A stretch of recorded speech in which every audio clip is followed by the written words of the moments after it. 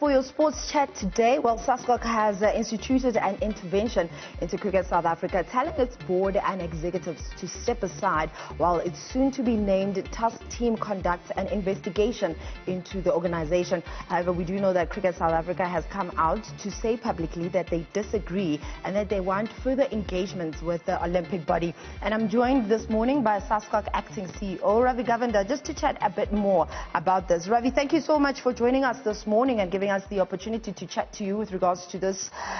Can you explain to us what is the thinking behind SASCOC asking Cricket South Africa board to step aside? Yes, thank you very much, Tumi, and good morning to you. Tumi, since about 2019 December, there's been a lot of negativity surrounding Cricket South Africa. Stakeholders within the Cricket First fraternity have been coming to us and pointing out certain dissatisfaction with some of the governance and leadership issues at Cricket South Africa. In fact, it was Cricket South Africa itself that went to the minister and made a presentation on all these issues that surround them, and alluded to the minister that they would be seeking assistance and support and interventions from SASCOC to deal with some of those issues. It's on that basis that we engaged with Cricket South Africa. We had a very cordial first meeting, and one of the issues that we felt was necessary to deal with urgently was this forensic report that we all talk about. And we requested that forensic report from Cricket South Africa, and it was not forthcoming. And there were a number of conditions surrounding the release of the report to SASCOC.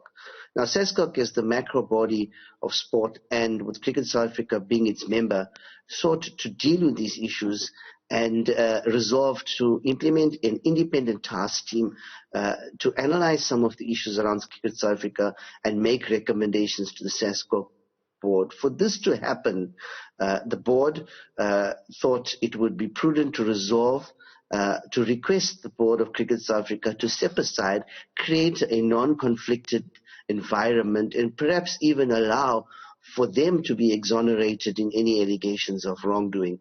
Unfortunately, Cricket South Africa have released a media statement seeking to block that intervention. And now that they're saying that they're blocking this intervention, then what happens from SASCOC's side? Well, we still believe that it's important for us to have dialogue. We still believe that we want to proceed with Cricket South Africa and its members' council partnering with us with specific terms of reference in terms of our roles and responsibility to deal with these issues. We don't want to divide us. That's not going to help the game of cricket. That's not going to help any of the parties. We don't want to fight about this, but we want to come together.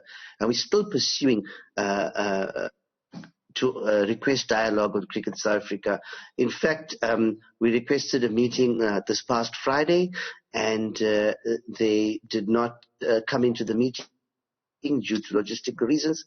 We then requested a meeting this morning at 10 o'clock.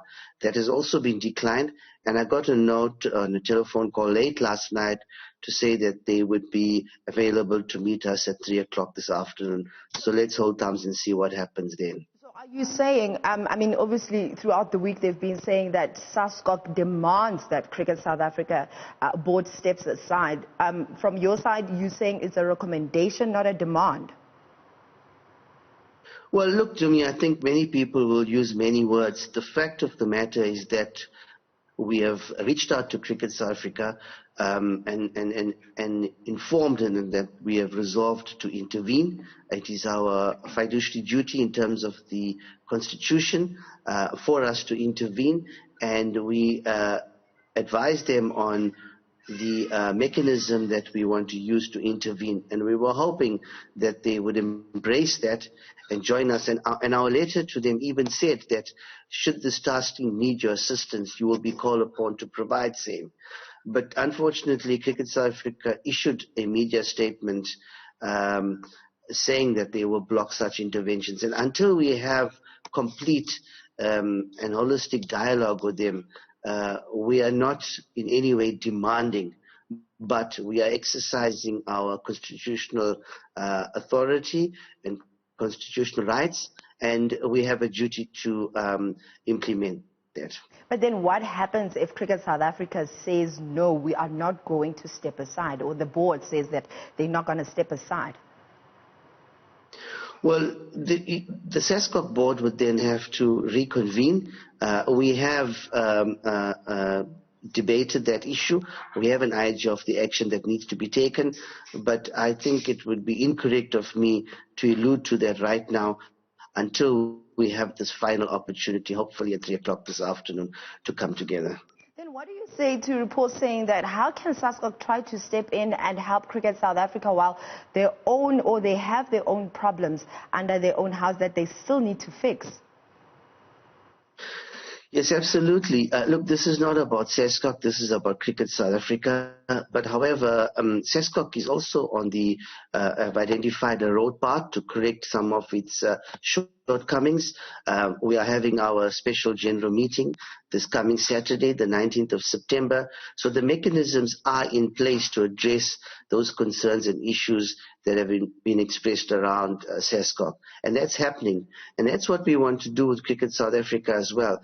Identify the roadmap, a roadmap that all stakeholders buy into and that will eventually ensure that these issues will be addressed. So, the comparison is unfortunate, but I expected it. It's a reality. Yeah. But be rest assured that we have started our roadmap, and we would like the same to happen to Cricket South Africa. Do you think it's not going to disturb SASCOC, especially the fact that obviously you're trying to get your birds in order and now you still have to deal with another federation? I mean, every single time when I come and do interviews at SASCOC, you guys always tell me that, listen, federation issues are dealt with federations and SASCOC just oversees everything. Look, they will always be different circumstances depending on which code we are dealing with, which membership we are dealing with, and which environment we have before us at that particular point in time. It's not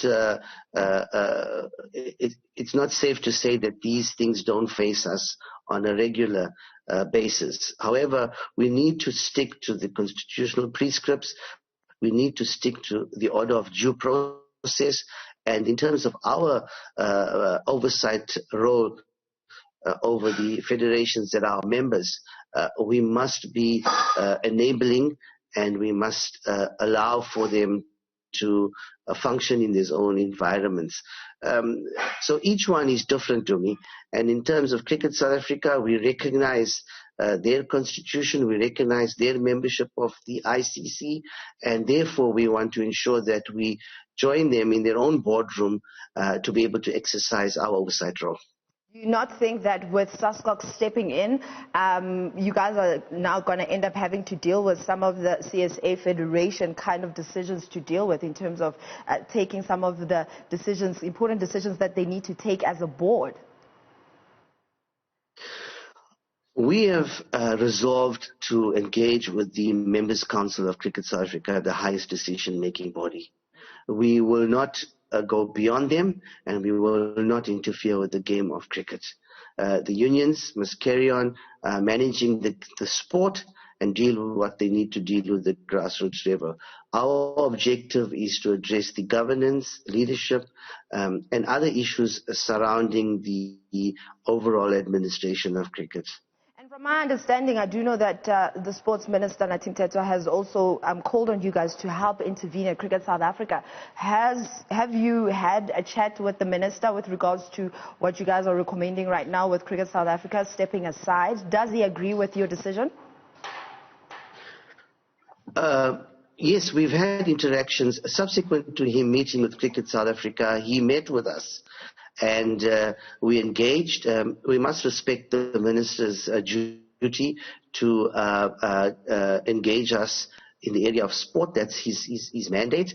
And he engaged us, and we shared notes. And he released a media statement a few days ago that he supports SASCOC's intervention. I must just point out that this is not government intervention just because we engage with the minister. The minister has presented his thoughts on the matter. He does not control the process.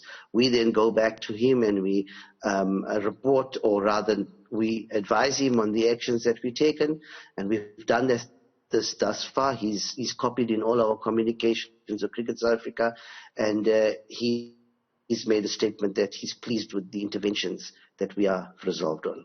Well, Ravi, thank you very much for letting us in on the thoughts behind SASCOC asking Cricket South Africa board to step aside. That was SASCOC acting CEO Ravi Govender just talking to us about the request to have Cricket SA board step aside and them trying to just help the organization's administration moving forward. So I guess we'll just have to wait and see how that one pans out in the future.